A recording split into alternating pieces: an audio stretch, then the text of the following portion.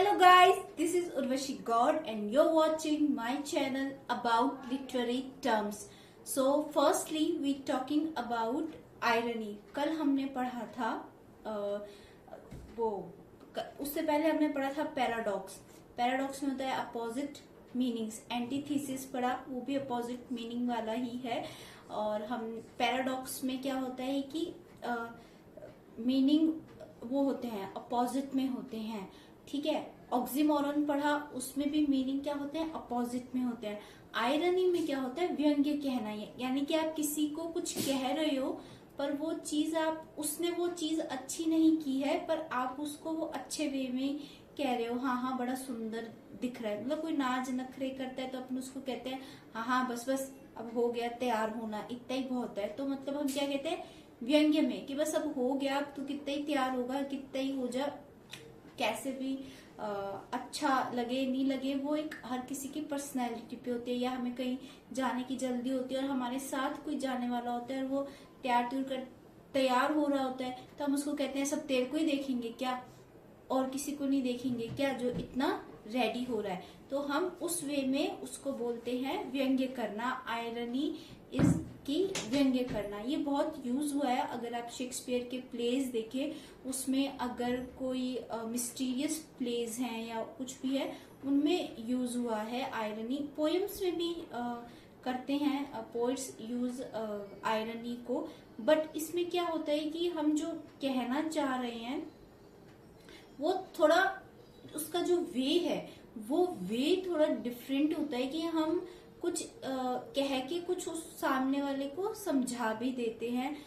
फिर उसका मन है वो कैसे ले कैसे नहीं ले, या बाकी लोग कैसे ले, या हम किसी तीसरे पर्सन के बारे में अगर हम बात करते हैं पीछे से, कहते हैं ना पीछे से बात करना. वैसे तो पीछे से बात करना अच्छी बात नहीं होती है पर every second person talking about the every two person talking about the third person in their conversations. तो that, और वो आयरनी में बोलते हैं हाँ बड़ा हीरो बनता है मतलब ऐसे बोलते हैं, या बड़ी हीरोइन है यहाँ की. मतलब या अपन किसी बहुत सुंदर लड़की को देख लेंगे और वो जा रही है और हमसे रहा ही नहीं जाता यूं नखरे वखरे करके, तो हम क्या बोलते हैं आई बड़ी हीरोइन. तो ये क्या है, ये सब आयरनी ही है लेकिन हम व्यंग्य है. तो इसी चीज को हम आज पढ़ेंगे. मेरे पास एग्जाम्पल्स भी हैं. मैं बहुत अच्छे से बहुत आराम से आप लोगों को समझाऊंगी. And please like comment and share कि सबको कैसा लगा प्लीज. तो आज हम इसी चीज का श्री गणेश करते हैं. आज हम आयरनी पढ़ेंगे. तो उसी का मैंने पहले डेफिनेशन दिया है. अब हम पढ़ रहे हैं लिटरेचर में. लिटरेचर यानी कि साहित्य हम पढ़ रहे हैं इंग्लिश में. अगर हम हिंदी में पढ़ते तो हम व्यंग्य कहते, बट हम इंग्लिश में पढ़ रहे हैं तो हम आयरनी बोलेंगे. पहली बात. दूसरी बात, डेफिनेशन मैंने लिख रखी है, एग्जाम्पल्स मैंने लिख रखे हैं, लेकिन फिर भी मैं हिंदी में इसलिए बोलती हूँ ताकि आप लोग कनेक्ट कर पाए. जो भी ये वीडियो देखे या जो भी देख रहे हैं या देखेंगे वो इस चीज को क्या करें कनेक्ट कर पाए कि अच्छा इसका मतलब ये. अगर कनेक्ट हो गई चीजें तो चीजें आसान हो जाती हैं पहचानने में, पढ़ने में, समझने में. क्या हो जाती हैं चीजें इजी हो जाती हैं. तो इसीलिए तो फर्स्टली हम इसकी डेफिनेशन देखेंगे. Natural meaning of which is just the opposite of. Natural meaning which is just the opposite of what is intend to be expressed. यानी जो हम एक्सप्रेस करना चाह रहे हैं उसके बिल्कुल अपोजिट मीनिंग. ये लिखा हुआ है कि what is intended to be expressed opposite of. अगर हम सिर्फ यहाँ से पढ़े कि अपोजिट, ये ई है, opposite of what is intended to be expressed यानी अपोजिट उसके कि जो भी एक्सप्रेस किया हुआ है उसके बिल्कुल उल्टा. वही चीज मैंने बोली कि जैसे हम कहते हैं ना हाँ बस बहुत सुंदर हो गई, यानी कि तू कितना भी तैयार हो ले तू आप जैसे हो वैसे ही लगोगे. इसमें कोई बुरा मानने वाली बात नहीं है कि भी जाने के लिए लेट हो रहा है अब जल्दी करो, है ना. या कोई बहुत ज्यादा शो ऑफ करता है तो ऐसे बोलते हैं ना हाँ दुनिया में भगवान ने किसी को पैसा दिया है क्या, और तो कोई है ही नहीं पैसे वाले. तो हम वो क्या है, वो सारी चीजें क्या है व्यंग्य में है कि इसी के पास पैसा है. अब पैसा है और अपने से तो है उसके पास, उसमें कोई नहीं है, लेकिन हम एक्सप्रेस क्या करना चाह रहे हैं कि ये तू ही नहीं है जिसके पास ये सब है, और भी है। मतलब कोई शो ऑफ करता है, कोई ज्यादा वैसे करता है, या केसेस, जो केसेस होते हैं लीगल केसेस में होते हैं, उनमें भी ऐसी बातें चलती है। तो वो उसी पॉइंट पे वो हारते भी हैं, जीतते भी हैं, लूज भी करते हैं और विन भी करते हैं। तो अब जैसे अभी चैंपियंस ट्रॉफी चल रही थी, तो सब कैप्टन्स जीत रहे थे या कभी हार रहे थे। तो जब पाकिस्तान के जो कैप्टन हैं मोहम्मद वो, उनको जब पूछा कि तो उनका वो एक वीडियो बहुत वायरल हो गया कि या तो विन है या लर्न है।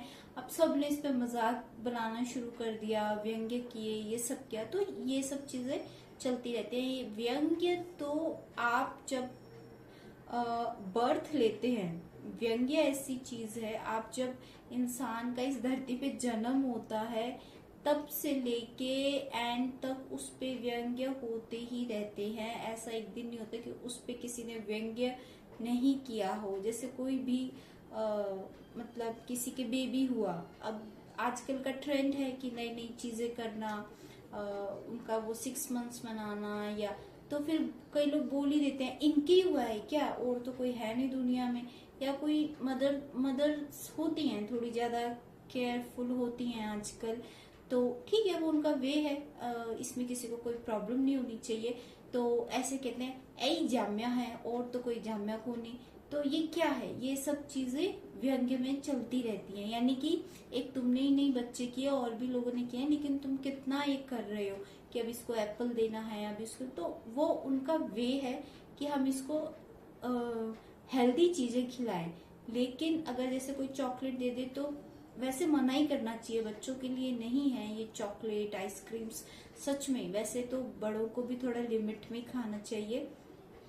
पर जैसे मान लो किसी मदर ने मना कर दिया कि नहीं आप चॉकलेट मत दें, या आइसक्रीम ना दें, या बहुत ज्यादा ठंडा ना दें या गरम ना दें, तो ऐसे बोल देते हैं ऐ जाम्या है, और तो कोई जाम्या को नहीं। मारवाड़ी में भी बोल देते हैं या अदर लैंग्वेज में भी बोल देते हैं। इसका मतलब क्या है कि तुमने बच्चे नहीं पैदा किए, हमने भी किया, हमारे तो अरे उस वक्त का टाइम अलग था, खान पान, वातावरण, सब चीजों का असर पड़ता है। और ये सही बात है, बच्चों को चॉकलेट और ये जो भी है, चॉकलेट में जो मीठा आता है वो सही नहीं होता है, इसीलिए वो कहते हैं भाई ये मत दो। तो उससे यही बात है। तो इसमें क्या लिखा हुआ है कि natural meaning of which is just the opposite of what is intended to be expressed. यानी जो इंटेंड होता है एक्सप्रेस करने का, उस जिस वे में, यानी अपोजिट ही वो वे भी एक डिफरेंट ही निकलता है कि उससे कोई भी पहचान जाता है कि व्यंग्य है या क्या है। तो उसी को हम क्या बोलेंगे इंग्लिश में, आयरनी। अब मैंने एग्जाम्पल ली है, a very fine friend you are to forsake me in my trouble। a very fine friend you are to forsake me in my trouble। यानी फाइन अच्छा होना, कि तुम बहुत ही अच्छे फ्रेंड हो जो मुझे मेरी मुसीबत में छोड़ दिया।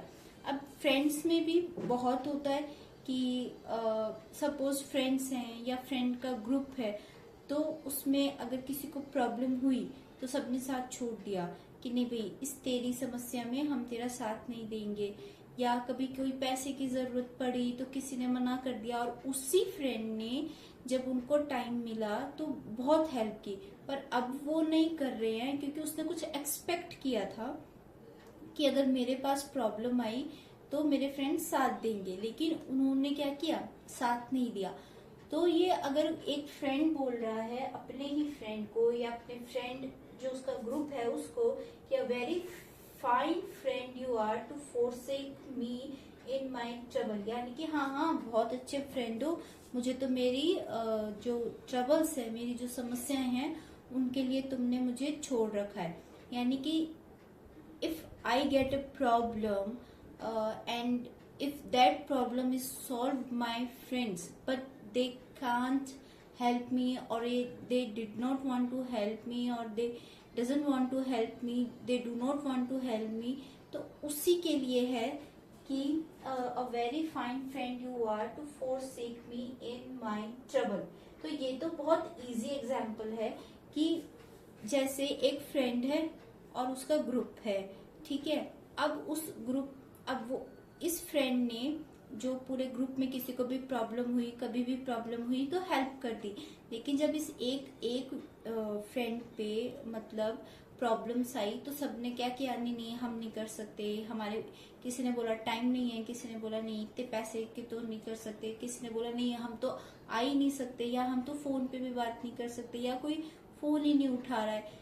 तो जैसे आजकल के टाइम में मैं कह रही हूँ फोन की बात होती है क्योंकि सब काम फोन पे ही होते हैं, तो वैसे तो इसने क्या बोला कि हाँ हाँ तुम तो बहुत ही अच्छे फ्रेंड हो जो मुझे मेरी प्रॉब्लम्स में या मेरी ट्रबल्स में छोड़ दिया।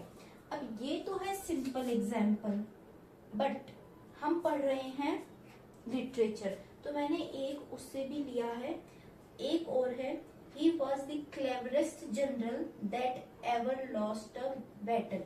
अब इसमें क्या हुआ, क्लेवरेस्ट जनरल, क्लेवरेस्ट, क्लेवर मतलब चतुर से भी चतुर, है ना। वैसे अगर क्लेवर बोले, क्लेवरेस्ट, क्लेवरेस्ट, अगर आप ग्रामर सीखे तो ये क्या हो गई, सुपरलेटिव डिग्री हो गई। He was the cleverest general that ever lost a battle. इसका मतलब हुआ कि हाँ भाई वो तो बहुत ही चतुर जनरल है जिसने कभी कोई एवर लॉस्ट, जिसने कभी कोई बैटल हारे ही नहीं। इसका मतलब क्या होता है, कभी कभी अगर आप भी अपनी जिंदगी में देखेंगे जो बहुत चालाक लोग होते हैं ना, वो कहीं ना कहीं अपनी जिंदगी में फेल हो जाते हैं, या जो बहुत ज्यादा दिमाग वाले होते हैं वो फेल हो जाते हैं। सक्सेस कौन होता है, जो टाइम पढ़ने पे जैसा हो वैसा बिहेव करे, वो हमेशा सक्सेसफुल रहेगा।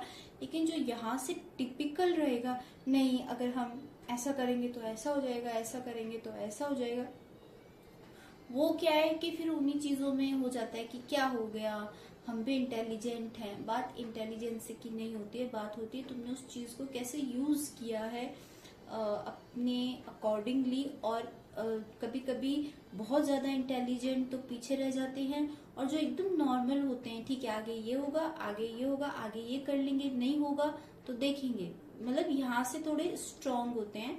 बहुत ज्यादा स्ट्रांग भी अच्छा नहीं है, बहुत कम स्ट्रांग भी अच्छा नहीं है, बट द थिंग इज चालाक जो होते हैं बहुत ज्यादा, वो कहीं ना कहीं वो बस अपने उसमें रहते हैं, हम तो बहुत चालाक, और उनको अंदर से पता भी होता है वो कैसे है, लेकिन वो ना तो उनको कोई पसंद करता, ना उनसे कोई बात करना चाहता। अगर आपने आसपास भी अपने ऐसे लोग देखे हैं जो बहुत ही आंखें घुमा घुमा के बात करते हैं, मैं आप लोगों से एक बात की उनसे दूर ही रहिए, वो ज्यादा बेटर है। तो ये क्या है, ये वो हो गया, कमेंट हो गया कि he was the cleverest general that ever lost a battle, यानी वो तो हाँ भाई वो तो इतना चतुर जनरल है कि उसने कभी मतलब कभी हारा होगा कोई भी बैटल। बैटल मीन्स युद्ध, या जो भी इंटरनेशनली हो या बॉर्डर पे हो या जो भी युद्ध हो, या खुद के देश में ही हो, कोई कभी कोई युद्ध हारा होगा। इसका मतलब क्या है कि किसी ने उस पे कमेंट किया है कि उसने तो कभी वो कोई युद्ध हार गया और अपनी बहुत फाक फेंक रहा होगा। हाँ, तो अब हम क्या बात कर रहे हैं कि वो है क्लेवरेस्ट, यानी कि क्लेवरेस्ट बैटल और लॉस्ट अ बैटल। इसका मतलब उसको किसी ने कमेंट किया है क्योंकि वो बैटल हार गया। पहली बात वो बैटल हार गया। दूसरी बात ये है कि वो बैटल हार गया और फिर भी बहुत बड़े बड़े ढींगे मार रहा है, बहुत अपने आप को यूं बता रहा है कि मैं तो ऐसे कर रहा था, मैं वैसे कर रहा था। उसी सेंस में ये कहा गया है he was the cleverest general that ever lost a battle. ठीक है, अब ये तो हो गई नॉर्मल एग्जाम्पल। ये है लिटरेचर का। ये लिटरेचर का कैसे है, ये शेक्सपियर की एक वो है ड्रामा जूलियस एंड सीजर। अगर जो भी इससे लिटरेचर से जुड़े हुए हैं तो उनको पता होगा। जूलियस और सीजर हैं, ब्रूटस हैं, कैशियस होता है और मार्को एंटनी होता है। ब्रूटस और कैशियस सीजर को मार देते हैं। तब मार्को एंटनी, जो कि सीजर का बहुत अच्छा दोस्त होता है, वो एक रोम में कोई युद्ध होता है, उसके बाद में जब ब्रूटस और कैशियस सीजर को मार देते हैं, तब ऑडियंस का ध्यान खींचने के लिए, ऑडियंस को ये बताने के लिए कि इन्होंने मारा है, तब वो ये बोलता है, I fear I wrong the honourable man whose daggers have stabbed Caesar, whose daggers have stabbed Caesar। यानी कि वो क्या करता है, वो एज अ वकील, एज अ लॉयर अपने फ्रेंड का साथ दे रहा होता है कि भाई मेरे फ्रेंड को ऐसे ऐसे मारा गया, लेकिन अब नहीं विश्वास करते। पहले क्या होता था, अगर आपने एक मूवी देखी है अक्षय कुमार की, अपनी वाइफ के लिए वो केस लड़ता है, तो जूरी भी बैठते थे बहुत सारे, तो ओपन कोर्ट होती थी, या आप जैसे पंचायत होते हैं, है ना, ऐसे। तो पहले के टाइम पे ऐसे होता था, वकील, जज, प्रूफ्स। शायद धीरे धीरे चेंज हो जाता है कोई भी प्रक्रिया में या कोई भी उसमें। तो पहले ऐसे होता था कि वो, मुझे एक्चुअली वो मूवी याद नहीं आ रही, उसके गाने भी बहुत फेमस हैं अक्षय कुमार के, जिसमें वो शिपमैन होता है, उसकी स्टोरी है, और उसके साथ में हीरोइन होती है, उस हीरोइन का नाम तो बहुत अच्छा है, अभी मुझे बिल्कुल भी क्लिक नहीं हो रहा, अगर पढ़ाते पढ़ाते हो गया तो मैं जरूर बता दूंगी। तो इसमें क्या होता है, I fear I wrong the honourable man whose daggers have stabbed Caesar, यानी कि आई फियर, मुझे डर लग रहा है, मैं गलत भी हो सकता हूँ, द ऑनरेबल मैन। अब जब वो ऑनरेबल मैन बोलता है ना, यहाँ से ये आयरनी शुरू हो जाती है, whose daggers have stabbed Caesar. तो ये जो ऑनरेबल मैन बोलता है ना, अगर आप पूरा प्ले पढ़ेंगे तो सबको मालूम रहता है कि कैशियस और ब्रूटस ने मिलके उसको मार दिया सीजर को, लेकिन वो ऑनरेबल मैन इनको ही बोलता है, किसको, ब्रूटस को और कैशियस को। तो इसीलिए वो ये अगर देखें तो एक्ट 3 और सीन 3 है, ठीक है। कौन सा एक्ट है, एक्ट 3 और सीन 2 ऐसा है। तो आई fear I wrong the honourable man whose daggers have stabbed Caesar, यानी कि ऑनरेबल मैन वो कैशियस और ब्रूटस, या ब्रूटस और कैशियस को ही क्या बोलता है, ऑनरेबल मैन।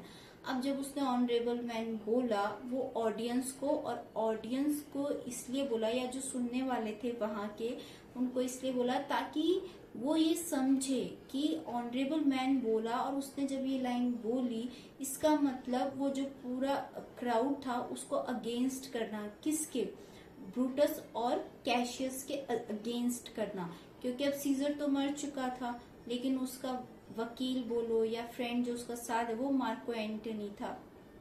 वो ये चाहता था कि सीजर को इंसाफ मिले, बट अब किसी को बिलीव नहीं हो रहा था। तो वो ऑडियंस को ध्यान में लाने के लिए कि honourable man whose daggers have stabbed Caesar, यानी कि इन्हीं के जो वो चाकू मान लो, उन्होंने ही क्या किया है, इन्होंने ही सीजर को मारा है। तो अब ब्रूटस और कैशियस को उसने क्या बोला, ऑनरेबल मैन। तो ये है आयरनी, यानी कि अच्छे वे में बोलना, लेकिन वे गलत होता है।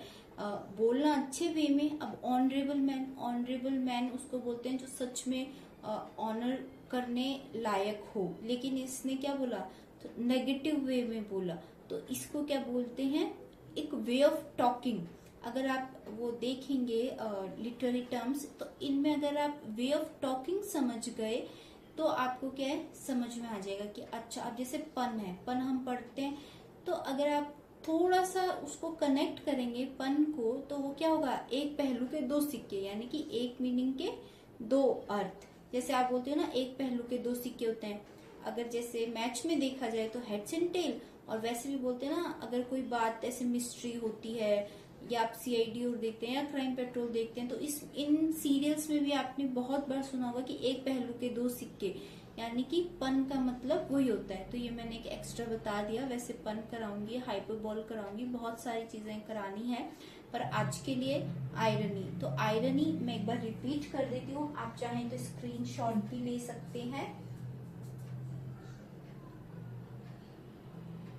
अब हम एक बार रिपीट कर लेते हैं। Natural meaning of which is just the opposite of what is intended to be expressed, यानी जो हम अपोजिट मीनिंग होता है, जिस इंटेंशन से हम एक्सप्रेस कर रहे हैं, उसका बिल्कुल opposite meaning. A very fine friend you are to forsake me in my trouble. हाँ, तुम तो बहुत अच्छे फ्रेंड हो जिसने मुझे मेरी समस्या में ही छोड़ दिया। यानी कि उसने अच्छा भी बोल दिया और ये भी बोला कि जिसने मुझे मेरी समस्याओं में छोड़ दिया। तो उससे अच्छा फ्रेंड तो उससे अच्छा फ्रेंड तो कौन ही हो सकता है। तो इसका मतलब वो आयरनी में ही बोल रहा है। He was the cleverest general that ever lost a battle, यानी कि वो इतना क्लेवर है कि हाँ शायद ही उसने कोई बैटल हारी होगी। वो क्यों बोला? क्योंकि वो हारने के बाद भी वो अपना ही गुणगान कर रहा होगा कि मैंने ऐसे किया पर मैं हार गया। तो एक्सेप्ट इट ना कि आप हार गए, अपनी डींगे मत हाँकिए। तो इसका मतलब ये हुआ। तो किसी ने कहा होगा हाँ ये तो बहुत cleverest general that ever lost a battle. अब ये इसमें 3-4 कैरेक्टर हैं, ठीक है। 3-4 कैरेक्टर कौन से? पहला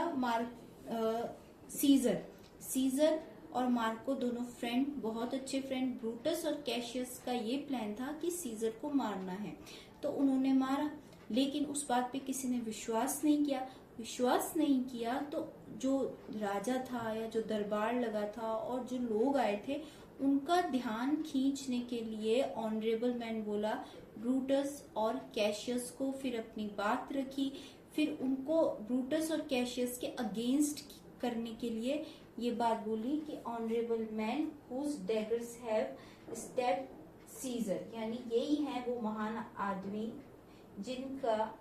जिनके चाकू से जिन्होंने सीजर को क्या किया है? मारा है। तो यही सब है। ये सब किस में आ जाता है? आयरनी में। ऐसी बातें किस में आ जाती हैं? आयरनी में। सो आज के लिए thank you and please like, comment and share.